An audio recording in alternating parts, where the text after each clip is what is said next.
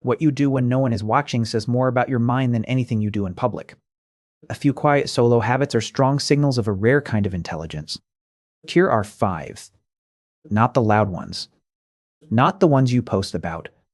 The small private rituals nobody sees you doing. The ones you almost don't notice yourself. Because your public self is edited. It's shaped by the room, the audience, the algorithm. But your solo self runs on pure preference. No performance, no witnesses, no filter. And that's where the real signal lives. Psychologists have studied private behavior for decades, and the pattern is oddly consistent. The rarer minds tend to move through solitude in very particular ways. Not lonely ways, not restless ways. Strange, quiet, self-directed ways that most people would find boring.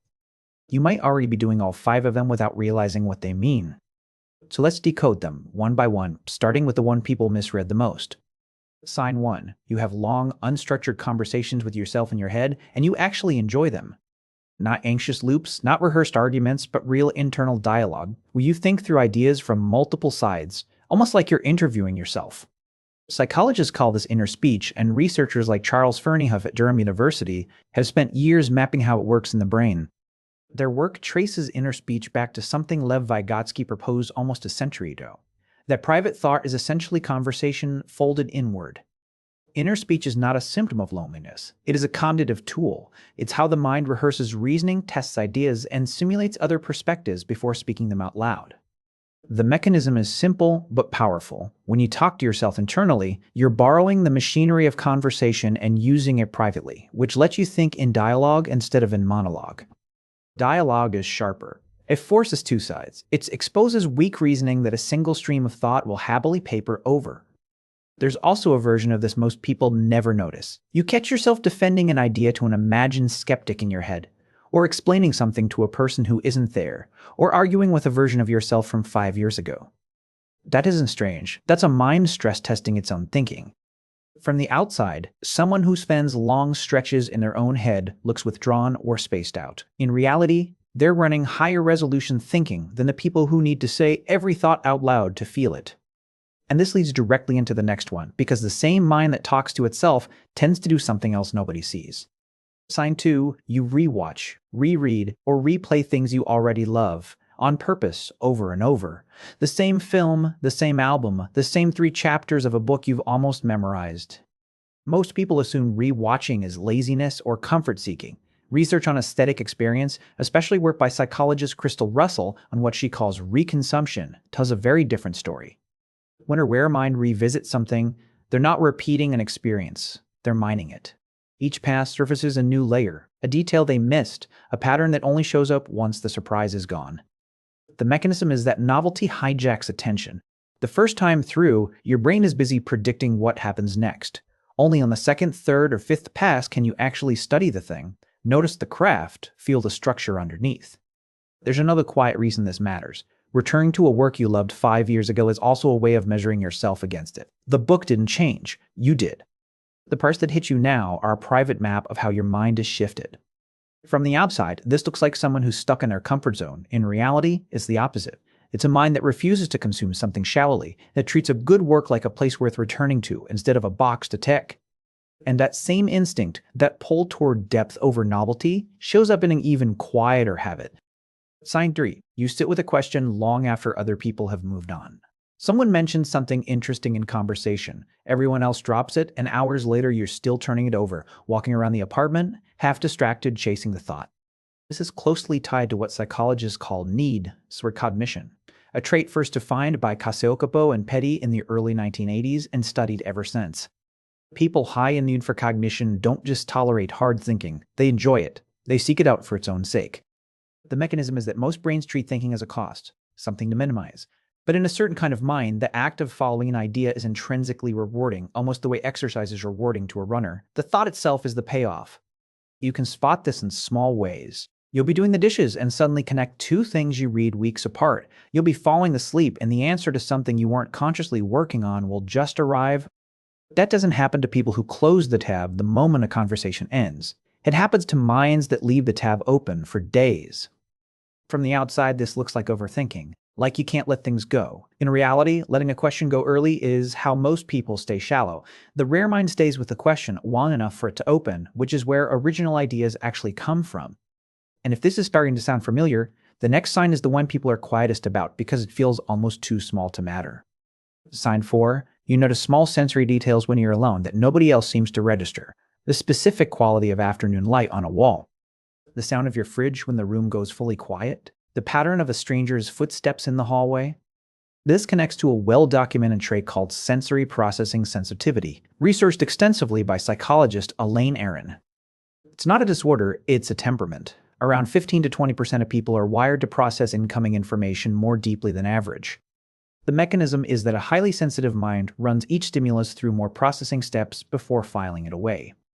Where most brains skim and discard, this brain lingers and integrates, which is why the small things register instead of dissolving into background noise. There's a strange side effect of this that most people don't talk about. When you notice everything, you also feel a little responsible for everything, because you can't unsee the mood in a room, or the slight edge in a friend's voice, or the way a stranger tightens their shoulders when a certain name comes up. Solitude is where a mind like that finally gets to rest.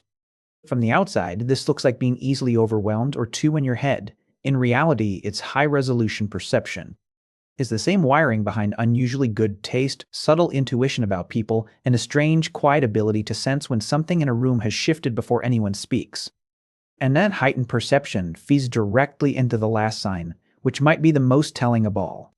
Sign 5, when you're completely alone, you don't reach for a screen the way most people do. You let yourself be bored, you wash the dishes without a podcast, you take walks without earbuds, you cook, drive, or fall asleep in something close to silence. This isn't discipline. It isn't a productivity hack. It's what psychologists studying the default mode network of the brain describe as tolerated inner quiet, and it's rarer than it sounds.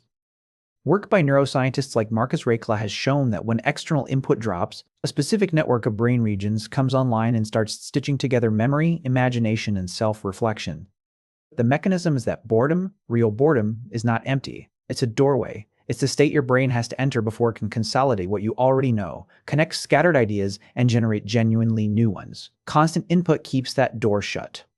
There's something worth noticing about how most people react to silence. If a car ride goes quiet, they reach for the radio. If a room goes still, they check their phone.